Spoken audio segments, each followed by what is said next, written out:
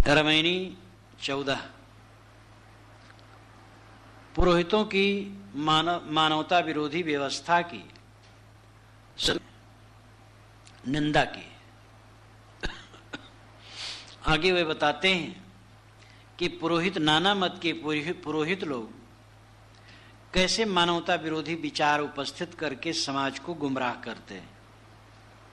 रामायणी 14। बरसो पापी आह गुमानी, पाखंड रूप छलो नर जानी, बावन रूप छलो बलिराजा, ब्राह्मण। रामायणी 14।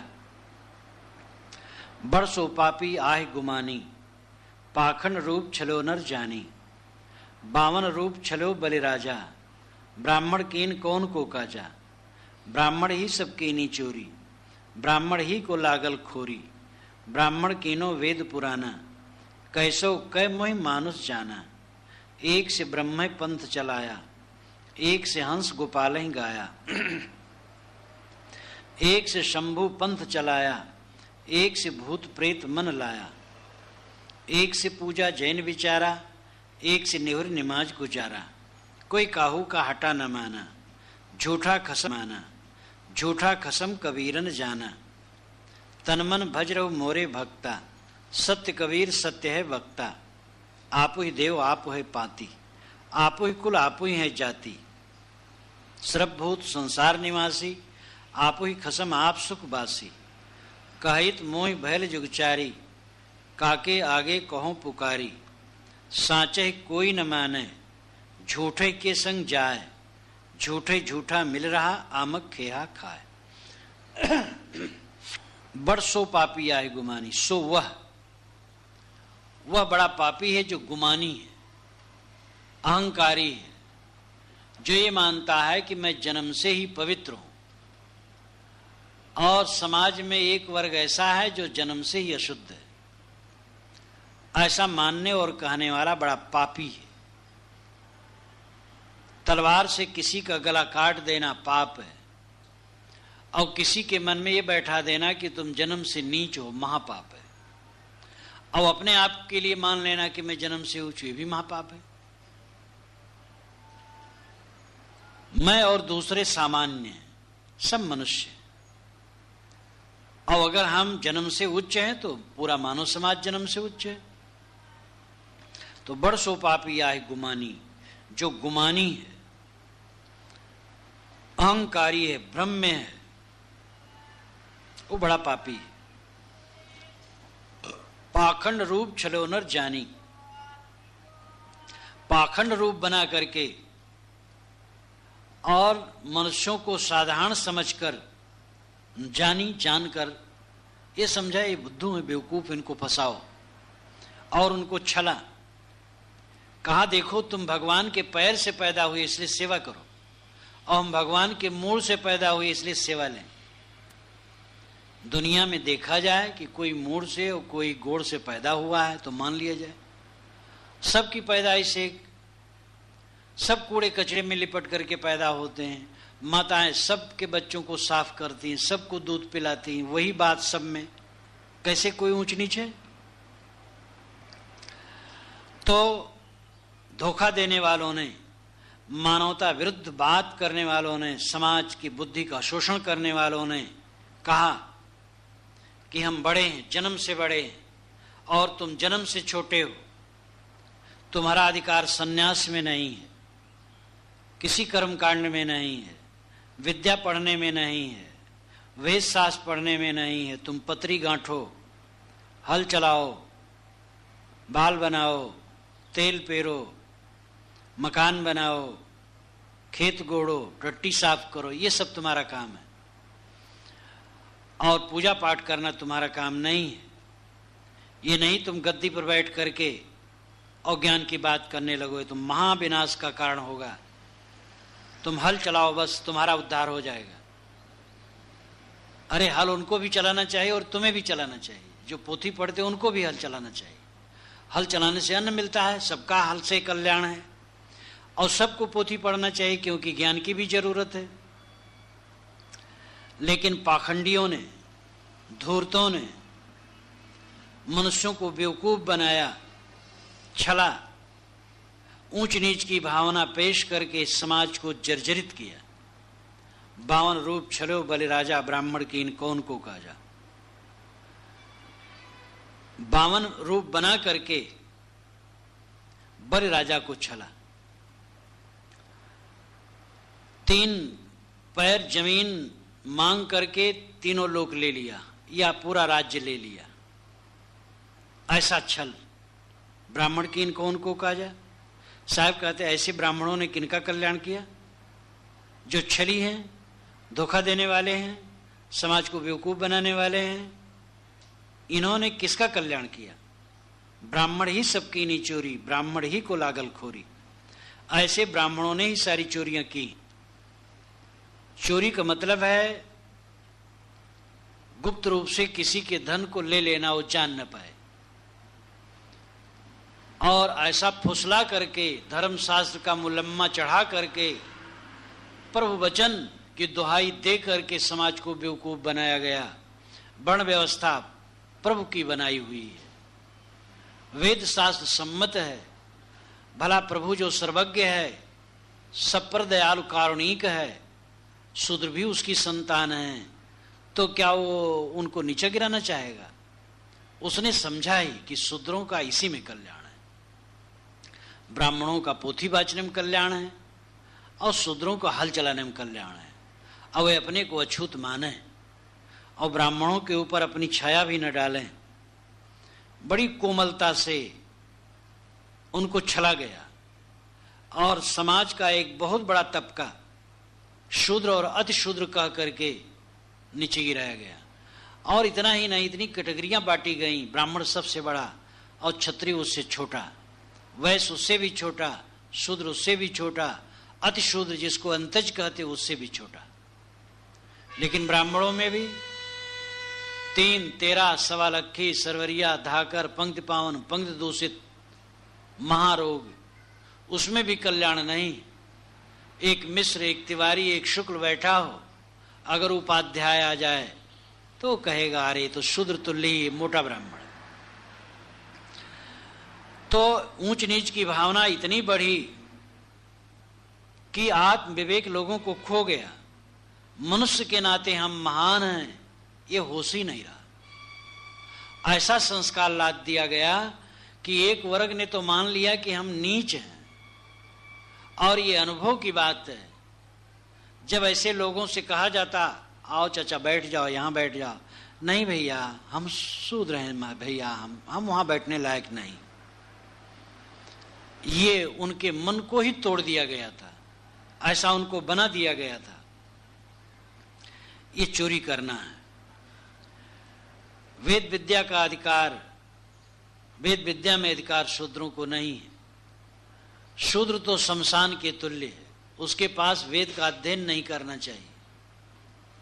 अगर वेद मंत्र की आवाज शूद्रों के कान में चली जाए तो रांगा भर दो, आंखों से देख लिए तो आंखें फोड़ दो, हृदय में वेद मंत्र मनन हो गए हैं तो हृदय को तोड़ देनी, हत्या कर दो, मार डालो। अब ये क्या है? चोरी, हत्या, सब कुछ कितना घोर अपराध है। ऐसा है, ये शास्त्रों में सब लिखा है। ये ऐतरेय ब्राह्मण में, गौतम धर्म सूत्र में, आपस्तंभ धर्म सूत्र में, याज्ञवल्क्य के ग्रंथ में, महाभारत में, शांकर भाष्य में, वेदांत के, वशिष्ठ स्मृति में, शतपथ ब्राह्मण में, मनुस्मृति में, ये सबके उद्धरण जिसको व्याख्या में लिख दिया गया है। साहब कहते हैं ये चोरी करना है, ब्राह्मण ही को लागल खोरी, इसलिए ऐसे ब्राह्मणों को ही खोरी लगी। खोरी नाम दोष, उन्हीं के मत्थे ये दोष मढ़ा गया। ये दोष है, मढ़ा क्या गया है। ब्राह्मण कीनो वेद पुराना, कैसो कोई मैं मानुष जाना। ब्राह्मणों ने शास्त्र रचा और पुराण रचा और उसमें ऐसा कुछ प्रयत्न किया कि किसी प्रकार मनुष्य हमें श्रेष्ठ माने। वेद पुराना का मतलब है शास्त्र, धर्म शास्त्र। मूल वेदों में तो ऊंच नीच की भावना वैसी नहीं। ब्राह्मणों मुखमा शीत बाहु राजन्य कृत है, उरु तदस्यत वैश्य पदभ्याम शूद्रो जायत, जो कहा गया वो लाक्षणिक है, लेकिन बीज तो बन ही गया है। और आगे चल करके कुछ शास्त्रों में यानी वेदों में ब्राह्मणों की थोड़ी महिमा की गई है, थोड़ा अच्छा कहा गया है। तो सदाचारी जो रहे अच्छा कहने चाहिए, ज्यादा घृणा की बात पीछे चलिए। ब्राह्मण आरण्यक, ब्राह्मण में, ब्राह्मण ग्रंथों में और धर्म शास्त्रों में, मनुस्मृत इत्यादि में, अस्मृत में, अस्मृतियां जितनी हैं इन सब में ये रोग ज्यादा फैला। फिर पुराणों में, महाकाव्यों में फैला। दिन जितने बीतते गए ये कोढ़ बढ़ता चला गया और इस प्रकार मानवता विखंडित हो गई और ब्राह्मणों ने सारा लाभ अपने आप को लेने के लिए ये सब षड्यंत्र रचा। अब थोड़ा सा विचार ये है कि ब्राह्मण एक वर्ग है और उसमें पुरोहित थोड़े होते हैं, बाकी कमाने खाने वाले होते हैं। कोई वर्ग एकदम न दूषित होता है न एकदम अच्छा होता है। इसलिए जो ब्राह्मणों में ऐसा लोग करने वाले हुए पुरोहित वर्ग के लोग हुए, और पुरोहित वर्ग के लोग वे हुए जो बड़े बड़े खुड्ड थे, वे ऐसा षड्यंत्र रचे और इसका विरोध ब्राह्मण समाज में ही सदा से होता रहा।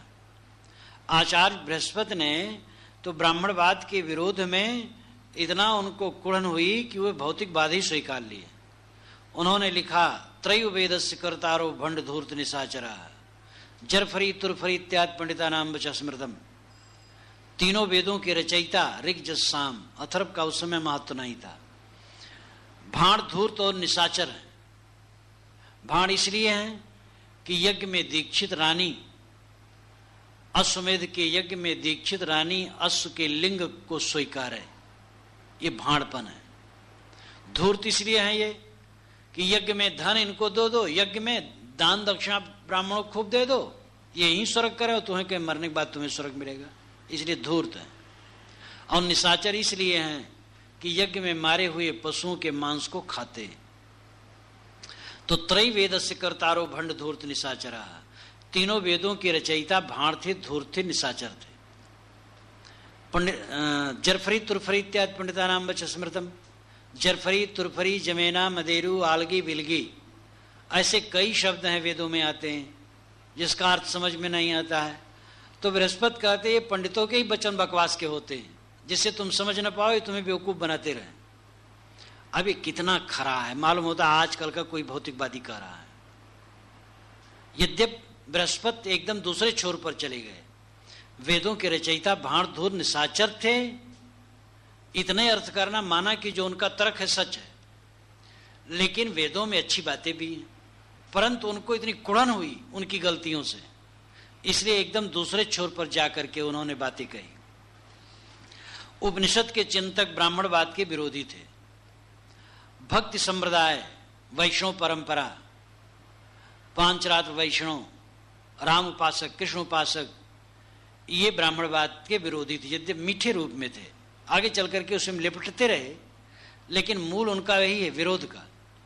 षटकोपाचार्य जो वैष्णव का महाआचार्य है, वो स्वयं अंतज था, अछूत।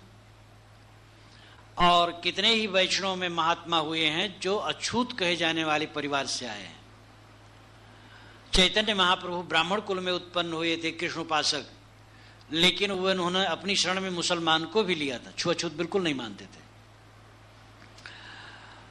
बौद्ध, जैन, नाथ, सिद्ध, कबीर पंथ, ये सब स्वतंत्र चिंतक वाले हुए, स्वतंत्र चिंतन वाले हुए।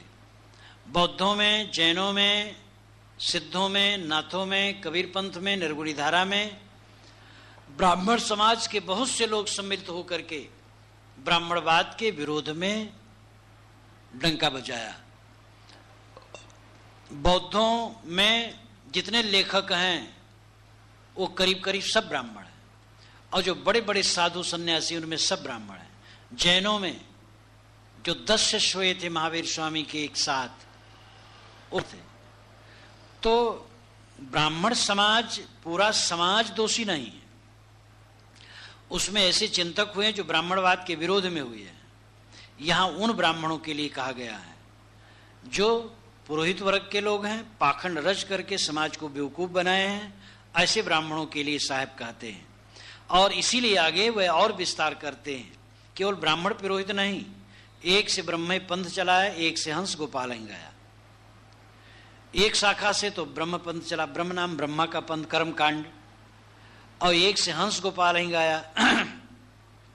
एक से श्री कृष्ण को हंस ब्रह्म मान करके ब्रह्म वैवर्त पुराण इत्यादि में और कृष्ण उपासना चली। एक से पूजा जैन विचारा, एक शाखा से जैनियों की पूजा चली। एक से निहुर नमाज गुजारा, एक शाखा से इस्लाम चला और झुक झुक करके नमाज पढ़ने लगे। कोई काहू का हटा न माना। ये तो साहब चार का नाम ले लेते हैं, ये लाक्षणिक हुआ। इसी प्रकार और नाना मत के लोगों को समझ लो। सब मत के पुरोहितों ने सत्य को अपनी मुट्ठी में रखा और कहा हमारे थ्रू ही कल्याण हो सकता है और हमारी शरण से ही कल्याण होगा, और केवल कल्याण हमारे मत में होता और अलग नहीं। ये सांप्रदायिकता, पुरोहितवाद सत्यबोध नहीं होने देता है। किसी मत का पुरोहित नहीं चाहता है कि आम जनता को विवेक जगे। कबीर साहब के नाम पर बना हुआ कबीर पंथ, इसी कबीर पंथ में ऐसी शाखाएं हैं कि जो बीजक पढ़ना पसंद नहीं करती हैं और वो बीजक को चाहते हैं कि न पढ़ाई हो, बीजक न पढ़ा गुना जाए। क्योंकि बीजक पढ़ा जाएगा तो ज्ञानोदय होगा, तो कर्मकांड उनका नहीं चलेगा, पाखंड नहीं चलेगा। इसलिए कह दिया गया बीजक काल दूध कर भाखा, बीजक तो काल दूध का भाखा। अगर आज कबीर साहब आ जाएं तो कबीर पंथियों के पोगा पंथ का भी खंडन करना पड़ेगा। जो कबीर पंथ में पोगा पंथ है, तो एक ब्राह्मण नामधारी दूषित है, ऐसी बात नहीं। ब्राह्मण नामधारी पुरोहित, कबीर पंथी नामधारी पुरोहित, और इस्लामी, ईसाई, यहूदी और जैनी और बौद्ध, चाहे जहां के पुरोहित हों, पुरोहित कुंठाग्रस्त होते हैं और पुरोहित लोभी होते हैं। पुरोहित समाज को बेवकूफ बनाने के लिए, ज्ञान का रास्ता रोकने के लिए तैयार रहते हैं। संत और ऋषियों ने सही रास्ता दिखाया है। संत, औलिया, फकीर, विवेकवान पुरुषों ने ज्ञान का रास्ता दिखाया है। पुरोहित वर्ग ने समाज को फंसाया है और सभी मत के पुरोहितों की यह दशा है। कोई काहू का हटा न माना, झूठा खसम कबीरन जाना। कोई किसी का हटा न माना, हटा नाम रोकना, रोकना समझाना, विवेकवान रोके समझाए, कोई नहीं माना। झूठा खसम कबीरन जाना, कबीरन कबीर न जाना। कबीर साहब कहते हैं कि जो खसम माना उसको झूठा न समझा। खसम का मतलब स्वामी। जो ये स्वामित्व है, स्वामीपना है, अहंकार है कि हम ही बड़े पुरोहित हैं, हम ही बड़े, हम ही मोक्ष के ठेकेदार हैं, ये झूठा है। सत्य सबके हृदय में है। सदगुरु की जरूरत है जो रास्ता बता दे, और पुरोहितों के हाथ में मुक्ति कुंजी नहीं है। तो ये स्वामित्व को झूठा नहीं जाना। तन मन भज रहो मोरे भक्ता, सत्य कबीर सत्य हैं भक्ता। सदगुरु कबीर कहते हैं, मेरे भक्तों, ऐ मेरे सज्जनों, तन और मन से भजन में लग जाओ, तन मन को साधो। सत्य कबीर सत्य है भक्ता। मैं सत्य कहता हूं और मैं सत्य हूं, मैं सत्यवाणी कहता हूं। और यह है कि आप ही देव, आप ही पाती। तुम स्वयं देवता हो और तुम स्वयं फूल पत्ते हो। आप ही कुल, आप ही है जाति। तुम्हारी कुल और जाति अपने आप चैतन्य ही है। ब्राह्मण, क्षत्रिय, वैश्य, शूद्र, हिंदू, मुसलमान बकवास है। चैतन्य ही तुम्हारी जाति है। आप ही नाम चैतन्य। चैतन्य ही तुम्हारी जाति है, चैतन्य ही तुम्हारा कुल है, चैतन्य ही देवता है और चैतन्य ही मानव फूल पाती है। मतलब है कि आत्म उपासना के लिए बाहर से कोई सामग्री की जरूरत नहीं है। अपनी आत्मा को पहचानो, अपनी आत्मा में स्थित हो। तुम्हारी आत्मा दिव्य है, तुम्हारी आत्मा ब्राह्मण क्षत्रिय वैश्य शूद्र नहीं है, हिंदू मुसलमान नहीं, ऊंच नीच नहीं है। कौन नीच है, कौन ऊंच है, सब में एक ही आत्मा। इसलिए साहब कहते मैं सत्य हूं, सत्य बात कहता हूं। ऐ प्यारे भक्तों, ध्यान दो, अपने तन मन को साधो, तन मन को साध करके भजन में लगो। तुम स्वयं देवता हो, स्वयं फूल पत्ते हो, स्वयं अपने कुल हो, अपनी जाति हो। ज्ञान ही तुम्हारा पूरा लक्षण है और अपने ज्ञान अवस्था में रमना तुम्हारी विशेषता है। दीपक जहां जलता है वहीं पतंगे आते हैं, चाहे वो जिसके घर में जलता हो। इसी प्रकार चाहे जिस परिवार और कुल और जाति के कहे गए लोगों के घर के अंदर में व्यक्ति के ज्ञान हो, वहीं प्रकाश होगा और उसी का कल्याण होगा। सर्वभूत संसार निवासी आप कुसुम आप सुखवासी। सर्वभूत नाम सभी प्राणी, संसार निवासी संसार में निवास करने वाले जितने सभी प्राणी हैं, उन सब के लिए मैं कहता हूं आप ही खसम आप सुखवासी। वे अपने आप खसम है, खसम नाम स्वामी, वह अपना स्वामी स्वयं है और आप सुखवासी। और अपने आप में स्थित हो जाए तो स्वयं सुख स्वरूप है, स्वयं आनंद कंद है। बसे आनंद टारी, अब की पुरिया जो निर्वारे सुजन सदा आनंदा। जो अब की बार सारी वासनाओं का त्याग कर दे सदैव आनंदित हो जाएगा। साहब कहते मैं एक दो के लिए नहीं कहता हूं, सर्वभूत संसार निवासी, संसार में निवास करने वाले सारे भूत प्राणी, सारे प्राणी, सारे सामान्य प्राणी आप ही खसम आप सुखवासी। वह अपने आप स्वयं खसम है, स्वामी है, परमात्मा है, ब्रह्म है, राम है और स्वयं सुखवासी। स्वयं में स्थित हो जाए तो सुखवासी है, कृतार्थ है। कहियत मोह भयल जुग चारी, काके आगे कहो पुकारी। साहब कहते कहते कहते मुझे चारों जुग बीत गए, किसकी आगे पुकार करके कहूं? क्योंकि साचे कोई न माने, सच्चाई को कोई नहीं मानता। झूठे के संग जाए, झूठे ही के संग सब जाते हैं। झूठे झूठा मिल रहा है, झूठे से झूठा मिलता है। आमक खेहा खाए, अज्ञानी खेहा खाते हैं, खेहा नाम धूल। आमक का मतलब अज्ञानी, अज्ञानी आदमी धूल फांकता है। इन्हीं विवेक छोड़ करके विषयों में डूबा, भ्रमों में डूबा अपना पतन करता है। कहियत मोह भयल जुग चारी, मोह से अभिप्राय कभी साहब का व्यक्तित्व तो नहीं है, किंतु विवेकवान गुर से। जैसे क्षेत्रज्ञ माम चाप विद्धि सर्व क्षेत्रेषु भारत, गीता में है कि अय भारत सभी क्षेत्रों में क्षेत्रज्ञ तू मेरे को जान। तो मेरे को मतलब नहीं कि श्री कृष्ण की आत्मा सब क्षेत्रों के क्षेत्रज्ञ हैं। मेरे को जान, मैं को जान, माम मेरे को जान। तो जो मैं तत्व है वही सभी क्षेत्रों का क्षेत्रज्ञ, सब में तो मैं कहने वाला है। कहियत मोह भयल जुग चारी, मोह से अभिप्राय गुरु। गुरु लोग सदा से कहते हैं, जुगचारी का अर्थ है सब समय। विवेकवान सब समय क्रांतिकारी हुए हैं। पुराना जमाना देखिए तो वेदों में ही वेदों की आलोचना मिलती है। वेदों में ऐसे वचन आते हैं कि हे अमर देवता, तुम्हारा अमरत्व कहाँ गया?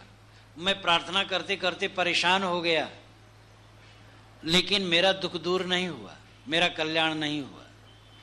यदग्ने अमृतस्तम श्याम हम मित्रो अमरता, न मैं अस्तोता मतीवा न दुर्हिता सादग्ने न पापया।